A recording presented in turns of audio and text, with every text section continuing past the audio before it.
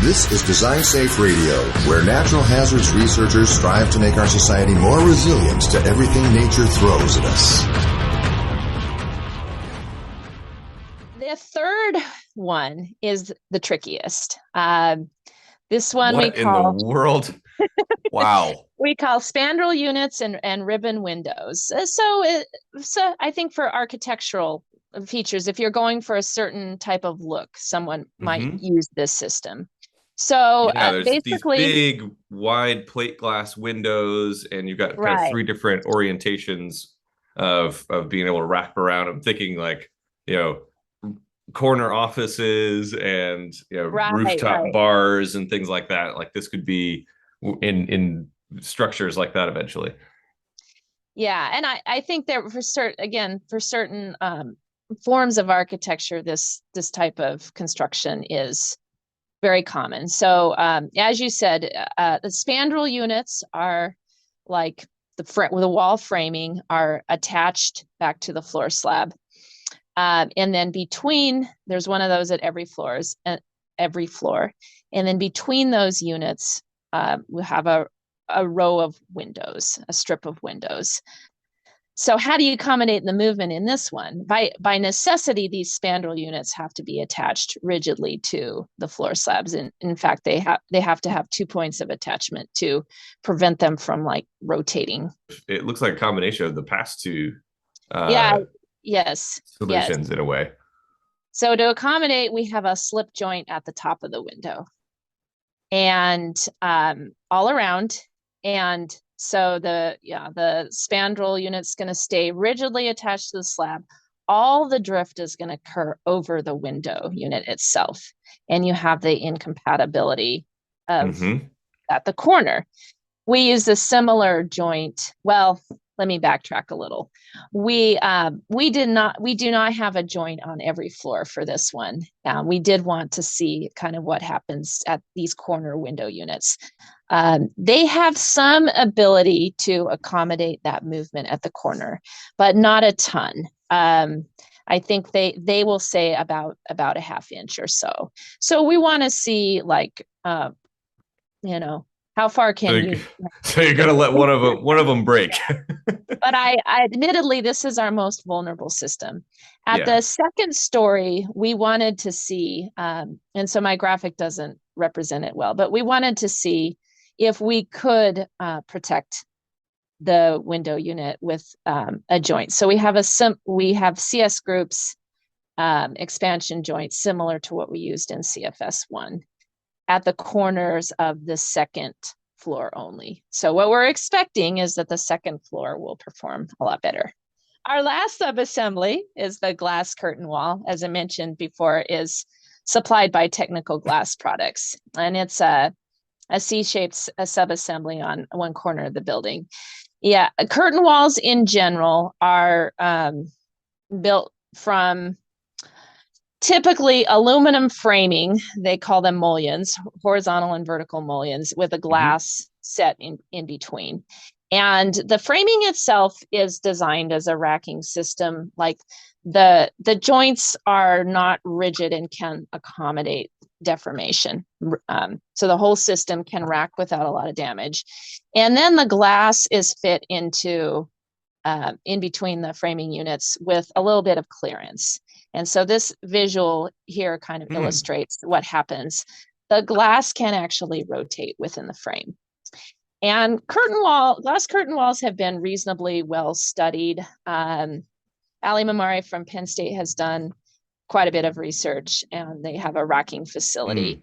They do unidirectional testing of mostly planar units. So our question here is, does a more realistic system under more realistic shaking perform as expected, or there are some things we've been missing from the unidirectional racking tests?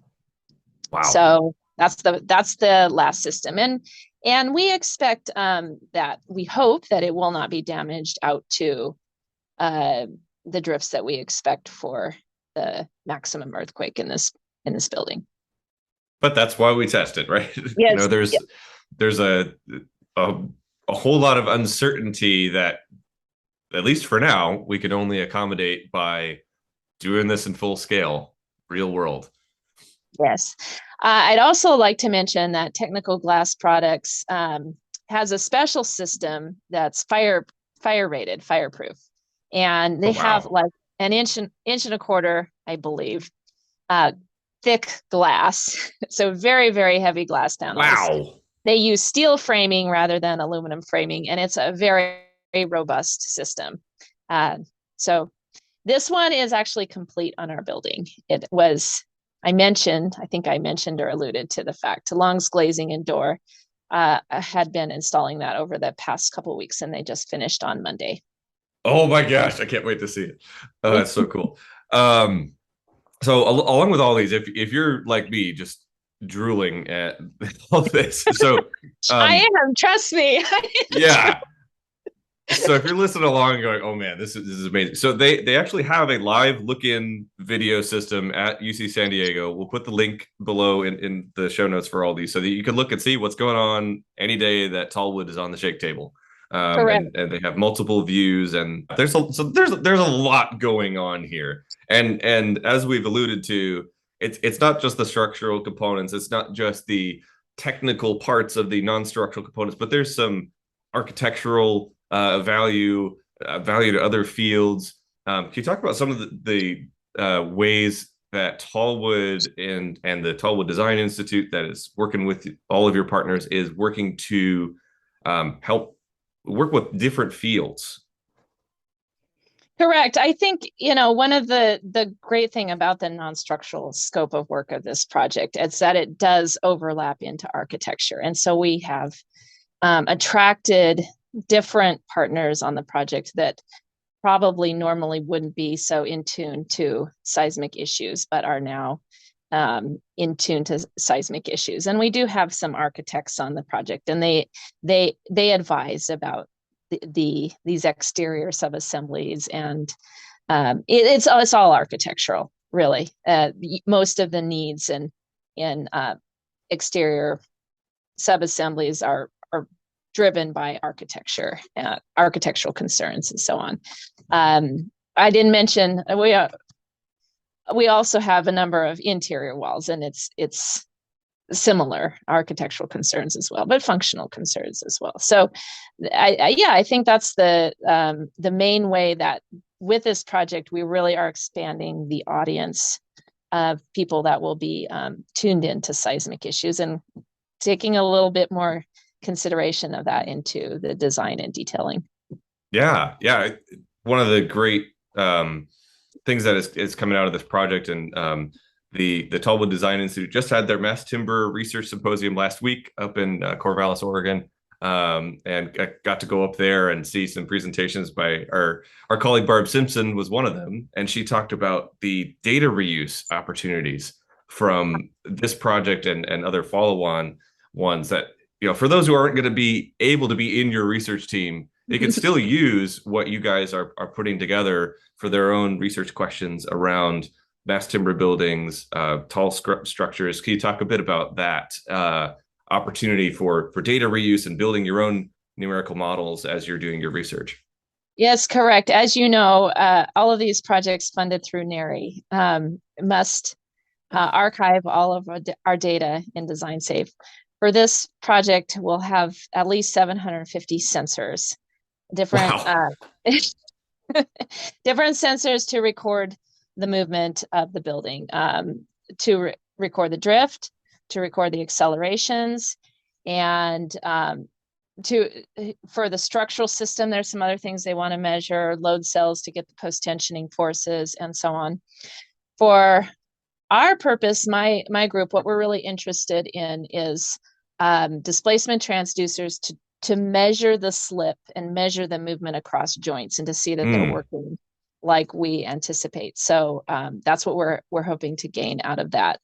I think when you record that much data for a building, it's overwhelming. It's overwhelming. Yeah. And there's I have been involved in a large project like this in the past, and sometimes it's hard for the research team to really make use of all the data that we record.